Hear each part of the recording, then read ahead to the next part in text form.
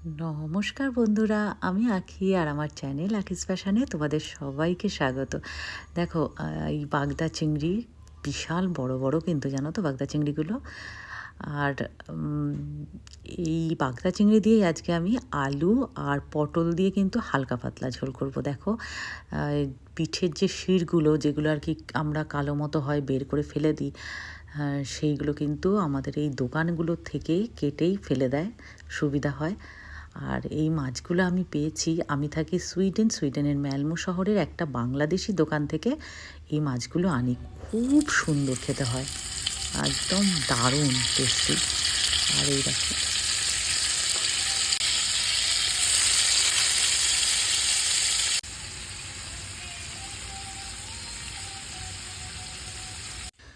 আমি কিন্তু এমনি মালাইকারিতে বা অন্যান্য কষাতে কিন্তু কাঁচা মাছই করি, সেটা তোমরা দেখেছো। কিন্তু এটা যেহেতু জিরে বাটা আদা বাটা দিয়ে হালকা পাতলা ঝোল করব, একটু ভেজে নিলাম মাছগুলো।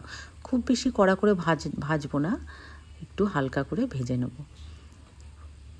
একটু উল্টে নেব এবারে, নিয়ে সামান্য 1 মিনিট কি 1.5 মিনিট পরেই নামিয়ে দেবো। খুব সুন্দর বাগদা চিংড়িগুলো। এই দেখো, এবার ওই অল্প তেল যেটুকানিতে ভেজে তুলে রেখেছি তার মধ্যেই জিরে ফোড়ন দিয়েছি। জিরেটা একটু কালো করব। তার মধ্যে এরকমভাবে পটল কেটে নিয়েছি। দেখেছো আমরা এখানে কীরকম সুন্দর পটল পেয়েছি। পটল আর আলু দিয়ে জিরে ফোড়নটা দিয়ে জিরেটা হালকা কালো করে নিয়ে তার মধ্যেই কিন্তু আমি এটা কষিয়ে নেবো, এরকমভাবে ভাজা ভাজা করে নেবো। যেহেতু আমি একটু কম তেল ইউজ করে এই রান্নাটা করব, তাই জন্য আমি আগে থেকে আলাদা আবার তেলে আলু পটল ভেজে তুলে রাখিনি। ঠিক আছে, যেটুকুনি তেল বেঁচেছে তার মধ্যেই নুন হলুদ দিয়ে পটলগুলো আলুগুলো হালকা হালকা কষিয়ে নিয়েছি।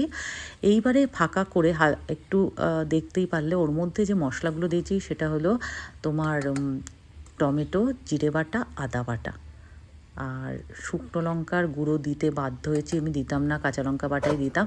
আমার কাছে কাঁচা লঙ্কা ছিল না, নাহলে এই রান্নাটা শুকনো লঙ্কাটা না দিয়ে কাঁচা লঙ্কা দিলেই ভালো হতো। ভাত রান্না হয়ে গেছে, এই দেখো আমার কষানোও অনেকটা হয়ে গেছে। এবার মাছগুলো দিয়ে দেবো। খুব সুন্দর খেতে লাগে, জানো তো। তোমরা করে দেখবে, একটু জিরে ফোড়নটা বেশি করে দেবে, অল্প জিরে ফোড়ন না, তাহলে অনেক ভালো রান্নাটা হবে।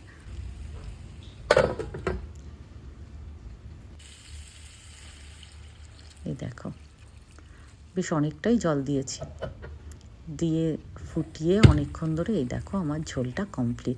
আমার ঝোলটা কিন্তু এইরকমই হালকা লাইট থাকবে, আর খুবই সুন্দর লাগে। সব সময় কিন্তু রিচ খেতে ভালো লাগে।